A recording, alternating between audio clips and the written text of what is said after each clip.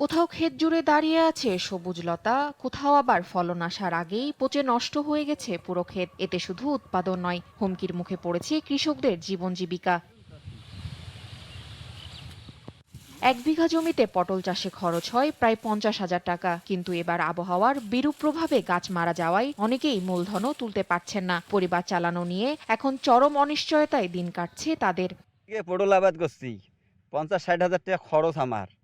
কোনোরকম মানে নাই, ওই আসলটা হ্যাঁ নাইন তুলতে পটল, এই যে ঘন ঘন বৃষ্টি তাপ, তার দরুনে পটল মরি দেওয়া শেষ। ঘন ঘন বৃষ্টি হওয়ার কারণে আমাদের কৃষকের ফসল অতি তাড়াতাড়ি এগুলো নষ্ট হয়ে যায়।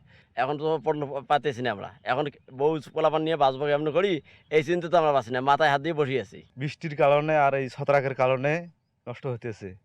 আর কৃষি বিভাগের মানে লোক যদি না আসে, এই কারণে তো আমরা ওষুধপাতি যে দোকানে যে নেই, এটা যেটাই দেয় দিয়ে তো আর রক্ষা হয় না।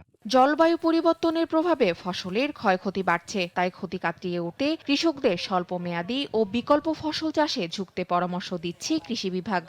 সম্প্রতি কিছু জায়গায় অতিবৃষ্টির কারণে আমাদের কিছু কিছু জায়গায় হয়তো বিশেষ করে পটল ক্ষেত বা খরার কারণে কিছু গাছ সামান্য কিছু ক্ষতিগ্রস্ত হয়েছে। এই সময়টায় তারা যদি বিভিন্ন ধরনের শাকসবজি বিশেষ করে শাক জাতীয় যদি চাষ করে কিছুটা পুষিয়ে নিতে পারে, সে লক্ষ্যে আমরা তাদেরকে পরামর্শ দিচ্ছি। বারবার প্রাকৃতিক বিপর্যয়ে ক্ষতিগ্রস্ত কুড়িগ্রামের কৃষকদের টিকে থাকার লড়াইয়ে এখন জরুরি হয়ে উঠেছে দ্রুত সরকারি সহায়তা প্রাপ্তি।